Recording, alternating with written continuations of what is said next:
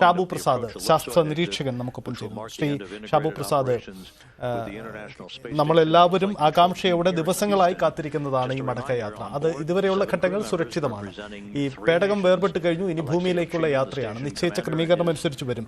ഇനിയുള്ള സങ്കീർണ ഘട്ടങ്ങൾ ഏതൊക്കെയാണ് നമ്മൾ പിന്നിടേണ്ടത് ഈ അവരുടെ മടക്കയാത്ര?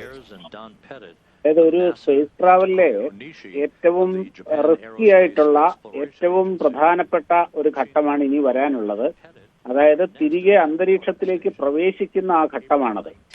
കാര്യം എന്താ വെച്ച് കഴിഞ്ഞാല് ഈ തിരികെ അന്തരീക്ഷത്തിലേക്ക് പ്രവേശിക്കുമ്പോൾ ഏതാണ്ട് 28,000 മണിക്കൂറിൽ 28,000 കിലോമീറ്റർ സ്പീഡിലാണ് ഈ പേടകം അന്തരീക്ഷത്തിലേക്ക് പ്രവേശിക്കുന്നത്. വളരെ ഉയർന്ന വേഗതയാണത്. അപ്പം ഈ എയർ മോളിക്യൂൾസുമായിട്ട് കൂട്ടിയുരഞ്ഞ് വളരെ വലിയ ചൂടുണ്ടാകും. വളരെ വലിയ ചൂടെന്ന് പറഞ്ഞാൽ 2000-2500 ഡിഗ്രി ചൂട് ഉണ്ടാകും. അപ്പൊ ഈ പേടകത്തിനെ പ്ലാസ്മ പൊതിയുകയാണ് ചെയ്യുക. അത്ര വലിയ ചൂടാണ് ഉണ്ടാവുക. ആ ചൂടിനെ ഓവർകം ചെയ്യാൻ വേണ്ട ആ ഒരു തെർമൽ കവറിംഗ് ഒക്കെ ഇതിനുണ്ടാകും. ആ സമയത്ത് ഇതിന്റെ ഉള്ളിലേക്ക് കമ്മ്യൂണിക്കേഷൻ ഒന്നും നടക്കില്ല. അതിന്റെ ഉള്ളിലേക്കും പുറത്തേക്കും ഒന്നും കമ്മ്യൂണിക്കേഷൻ നടക്കില്ല. അതിന് കമ്മ്യൂണിക്കേഷൻ ബ്ലാക്ക് ഔട്ട് എന്നാണ് പറയുക. അതിനുശേഷം പേടകത്തിന്റെ വേഗത കുറച്ച് അന്തരീക്ഷത്തിന്റെ താഴേക്ക് വന്നു കഴിഞ്ഞാൽ, അതായത് ശരിക്കും ആ സമയത്ത് ഫ്രീ ഫോൾ ആണ്, ഒരു ചക്ക വിട്ടിട്ടതുപോലെയാണ് ഈ പേടകം താഴേക്ക് വരിക.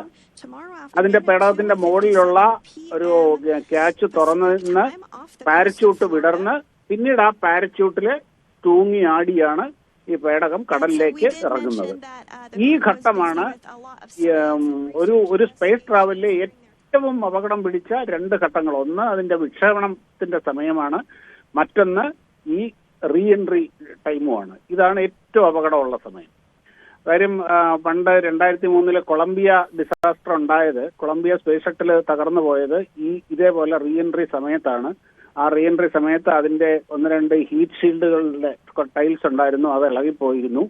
അതിന്റെ അകത്തുണ്ടായിരുന്ന തകരാറ് കാരണം അങ്ങനെയാണ് ആ പേടകം പൊട്ടിത്തെറിച്ച് 7 പേര്, നമ്മുടെ കൽപ്പന ചൗള അടക്കം 7 പേര് കൊല്ലപ്പെട്ടത്. അങ്ങനെയാണത്. ഇതാണ് ഇനി ബാക്കിയുള്ളത്. പക്ഷെ ഇതിൻ്റെ അകത്ത് നമുക്ക് ടെൻഷൻ അടിക്കാനൊന്നുമില്ല, പേടിക്കാനുള്ള കാര്യമൊന്നുമില്ല. കാര്യം ഈ ഡ്രാഗൺ മൊഡ്യൂൾ എന്ന് പറയുന്നത് വളരെ ഏറ്റവും വിശ്വസ്തമായ പേടകമാണത്. അത് പലവട്ടം കഴിവ് തെളിയിച്ചിട്ടുള്ളതാണ്. ഇത് ക്രൂ 9 ക്യാപ്സൂളാണെന്ന് തോന്നുന്നു തിരിച്ചു വരുന്നത്. സെപ്റ്റംബറിൽ ലോഞ്ച് ചെയ്തത്. ഇപ്പൊ പോയ ആ ക്യാപ്സൂൾ അവിടെ തന്നെ ഉണ്ട്.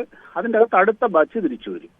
അങ്ങനെയാണ് വരിക. ഇതാണ് ഇനി ഏറ്റവും നിർണായകമായിട്ടുള്ള. അതിപ്പോ ഏത് പോയിന്റിൽ എവിടെ വെച്ചിട്ടാണ് ഇത് അന്തരീക്ഷത്തിലേക്ക് പ്രവേശിക്കേണ്ടത്, അതേപോലെ എന്നൊക്കെയുള്ളത് താഴെ നിന്ന് കമാൻഡ് കൊടുക്കും. അങ്ങനെ കമാൻഡ് കൊടുത്തു കഴിഞ്ഞു കഴിഞ്ഞാൽ ഇതിലെ ത്രസ്റ്ററുകൾ പ്രവർത്തിച്ച് ഇതിന്റെ വേഗത കുറയ്ക്കും. ആ വേഗത കുറയുമ്പോഴാണ് ഇത് അന്തരീക്ഷത്തിലേക്ക് കയറുക. ആ ത്രസ്റ്ററുകളിൽ ചിലതിന് തകരാറ് വന്നതുകൊണ്ടാണ് സ്റ്റാർലൈനർ പേടകത്തിന് തിരിച്ചു വരാൻ, ആ സ്റ്റാർലൈനർ പേടകത്തിന് ആ പ്രശ്നം ഉണ്ടായിരുന്നത് കൊണ്ടാണ് ഇവരന്ന് അതിൽ തിരിച്ചു വരാൻ പറ്റാതിരുന്നത്. അപ്പൊ ആ ത്രസ്റ്ററുകൾ ഇതിൻ്റെ അകത്ത് വളരെ ഇമ്പോർട്ടന്റ് ആണ്.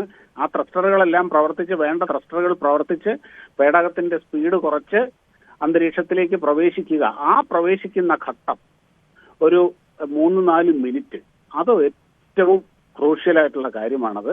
പക്ഷെ അതിൻ്റെ അകത്ത് നമുക്ക് പേടിക്കാം. കാര്യം ഇത് ഇങ്ങനെയാണ് സ്പേസ് ട്രാവൽ. ഇത്രയും കാലവും സ്പേസ് ട്രാവൽ എന്ന് പറഞ്ഞു കഴിഞ്ഞാൽ ഇങ്ങനെ തന്നെയായിരുന്നു.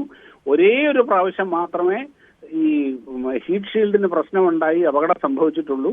ബാക്കി എല്ലാ സമയത്തും അത് സേഫായിട്ട് തന്നെ തിരിച്ചു വന്നിട്ടുണ്ട്. അതുകൊണ്ട് നമ്മൾ ഭയപ്പെടേണ്ട കാര്യമൊന്നുമില്ല. ഏതൊരു സ്പേസ് ട്രാവലും പോലെ എത്രയോ സ്പേസ് ട്രാവൽ നടന്നിട്ടുണ്ട്. എല്ലാവരും കുറച്ച് അപകടങ്ങൾ ഉണ്ടായിട്ടുണ്ട്, പക്ഷെ തിരിച്ചു വന്നിട്ടുമുണ്ട്. അതങ്ങനെ വന്നോളും. ഇതിപ്പോ ഇങ്ങനെ ഒരു 7-8 മാസം അവര് തിരിച്ചു വരാനാകാതെ ISS-ൽ താമസിക്കേണ്ടി വന്നതുകൊണ്ടാണ് ഇതിനൊക്കെ ഇപ്പോൾ ഇത്രയും വലിയ വാർത്താ പ്രാധാന്യം വന്നിരിക്കുന്നത്. എല്ലാ സ്പേസ് ട്രാവലും ഇങ്ങനെ തന്നെയാണ്.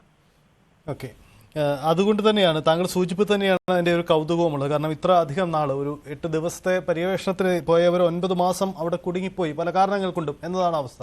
അതുകൊണ്ട് തന്നെ ഇത്ര നീണ്ട നാളത്തെ ഒരു സീറോ ഗ്രാവിറ്റിയിലുള്ള ജീവിതം അതിനുശേഷം മടങ്ങി എത്തിക്കഴിയുമ്പോൾ ഇനി അവരുടെ ഒരു സ്വാഭാവികമായ ആസ്ട്രോനോട്ട്സ് സ്വാഭാവികമായും മറ്റു പര്യവേഷണ പ്രവർത്തനങ്ങൾക്കൊക്കെ ഇനിയും നിയോഗിക്കപ്പെടേണ്ടവരാണ്. അവരുടെ മറ്റ് സാധാരണ ജീവിതത്തിലേക്കുള്ള മടങ്ങിവരവ് അത് മുൻകാലങ്ങളിൽ നമുക്ക് അത്ര മാതൃകകളില്ലാത്ത ഒരു സാധനം കൂടിയായി മാറുകയല്ലേ ഇത്? അങ്ങനെയൊന്നുമല്ല, മാതൃകകളൊക്കെ ഇഷ്ടം പോലെയുണ്ട്. അതായത് ലോങ്ങസ്റ്റ് സ്പേസ് ട്രാവൽ എന്ന് പറയുന്നത് ഏറ്റവും കൂടുതൽ 437 ദിവസം സ്റ്റേഷനില്, പഴയ സോവിയറ്റ് യൂണിയന്റെ മിർ സ്റ്റേഷനില് വലേരി പൊളക്കോവ് എന്ന് പറഞ്ഞ കോസ്മോനോട്ട് തങ്ങിയിട്ടുണ്ട്. അതേപോലെ തന്നെ ഈ ISSലേക്കുള്ള ഈ ക്രൂ എന്ന് പറയുന്നത് അവരുടെ ആവറേജ് അവിടുത്തെ സ്റ്റേ എന്ന് പറയുന്നത് 6 മാസമാണ്. അതായത് ഇത് നമുക്ക് മുൻപരിചയമില്ല, ഇത്രയും നീണ്ട ഒരു കാലം മുൻപരിചയമില്ല എന്നുള്ളതല്ല, മുൻപരിചയം ഇഷ്ടം പോലെ ഉണ്ട് അതിൻ്റെ അകത്ത് വേറെ പ്രത്യേകതയൊന്നുമില്ല. ഇതിന്റെ അകത്ത് 8 ദിവസത്തെ മിഷന് വേണ്ടിയിട്ട് പോയവരെ 8 മാസം അവിടെ തങ്ങി, അത്രയേ ഉള്ളൂ ആ വ്യത്യാസം. അല്ലാതെ ലോങ്ങസ്റ്റ് സ്പേസ് സ്റ്റേ എന്ന് പറയുന്ന ഇതൊന്നും അല്ല. 8 മാസം എന്ന് പറയുന്ന ഒരു കാലവേ അല്ല. ഇപ്പതേ പോയിരിക്കുന്നത് 4 പേര്, ഇനി 6 മാസത്തേക്കാണ് അവർ പോയിരിക്കുന്നത്.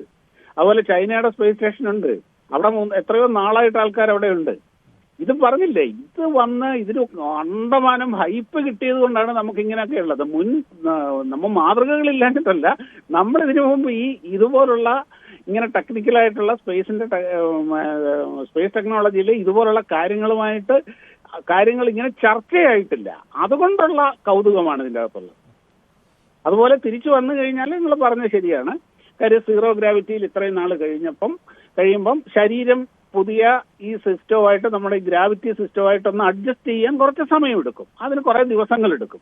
അതുവരെ ഇവർക്ക് നോർമലായിട്ടോ നടക്കാനൊന്നും കഴിയില്ല. അവർക്ക് കുറച്ച് ട്രെയിനിങ് ആവശ്യമാണ്. എന്തിനെന്നാ ഇപ്പൊ അമേരിക്ക എന്നൊക്കെ ട്രാവൽ ചെയ്ത് ഇന്ത്യ വന്നു കഴിഞ്ഞാൽ ജെറ്റ് ലാഗ് എന്ന് പറയുന്ന ഒരു അവസ്ഥയുണ്ട്. ആ ജെറ്റ് ലാഗിൽ നിന്ന് മാറാൻ ചിലപ്പോൾ 1-2 ദിവസം എടുക്കും. നമ്മുടെ ശരീരം ഇവിടുത്തെ ഇന്ത്യൻ സമയവുമായി അല്ലെങ്കിൽ അമേരിക്കൻ സമയവുമായി അഡ്ജസ്റ്റ് ആയി വരുന്നൊരു സമയമുണ്ടല്ലോ. സാധാരണ നമുക്ക് ഭൂമിയിൽ അനുഭവപ്പെടുന്ന കാര്യമാണ് ഈ ജെറ്റ് ലാഗ് എന്ന് പറയുന്ന സംഭവം. അപ്പൊ സ്പേസ് ട്രാവൽ കഴിഞ്ഞ് വരുമ്പോൾ സ്വാഭാവികമായിട്ടും അതുണ്ടാകും. അല്ലാതെ ഇത് പുതിയ കാര്യമൊന്നുമല്ല.